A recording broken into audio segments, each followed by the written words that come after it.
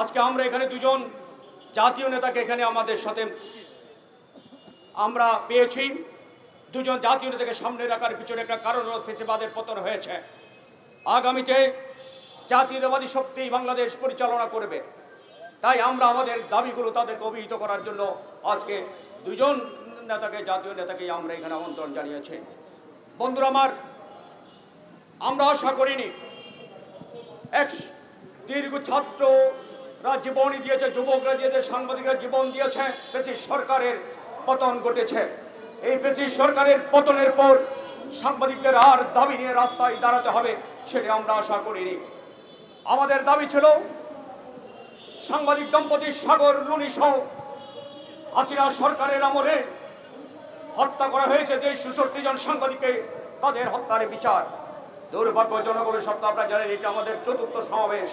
আমরা বারবার বলে আসছি সাগর রুনি হত্যার বিচার করার জন্য এখনো পর্যন্ত আমাদের সহকর্মী সাগর রুনি হত্যার বিচার হয়নি। কোয়ালিটি সম্পন্ন আন্তর্জাতিক মানের still bar CSRM, committed for better still. আজকের এই সমাবেশ থেকে আমরা এই সরকারকে বলে দিতে চাই, অবিলম্বে সাগর রুনি হত্যার বিচার করতে হবে, সকল সাংবাদিক হত্যার বিচার করতে হবে, সাংবাদিকদের জন্য সুরক্ষা আইন করতে হবে, সাংবাদিক নির্যাতন বন্ধ করতে হবে, গণমাধ্যমের পূর্ণ স্বাধীনতা দিতে হবে। না হলে ফ্যাসিবাদের বিরুদ্ধে আমরা যেভাবে লড়াই করেছি সেই লড়াই আমরা আবার নামতে বাধ্য হব। সাংবাদিকদেরকে আপনারা গণহারে খুনের মামলা দিচ্ছেন, এই সাহস পান কোথায়? সাংবাদিকদের মধ্যে অপরাধী আছে, ফ্যাসিবাদের দালাল আছে, দালালি করেছে, ছাত্রদের রক্ত, শিশুদের রক্ত চোরানোর সাথে কিছু কিছু সাংবাদিক জড়িত আছে, অস্বীকার করার জন্য নেই। রাষ্ট্রকে ফ্যাসিবাদী রাষ্ট্রে নেওয়ার জন্য হাসিনাকে যারা কুপ্রবাসে সাংবাদিক আছে, আমরা তাদের বিচার চাই। কিন্তু গণহারে সবাইকে আপনারা আসামি করবেন, এটা আমরা অন্তত মেনে নিতে পারি না। একজন পেশাদার সাংবাদিক হিসেবে আমরা এটা বন্ধ করার দাবি জানাচ্ছি।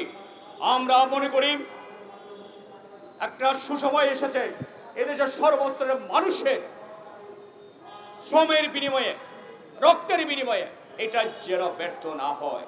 আমরা এই সরকারকে তাই আজকের এই সমাবেশ থেকে অনুরোধ জানাচ্ছি, সাংবাদিকদের এই দাবিগুলো, আমাদের যে দাবিগুলো আমরা গত সমাবেশে দিয়েছি 9 দফা দাবি, আমাদের দাবিগুলো যেন অবিলম্বে মেনে নেওয়া হয়।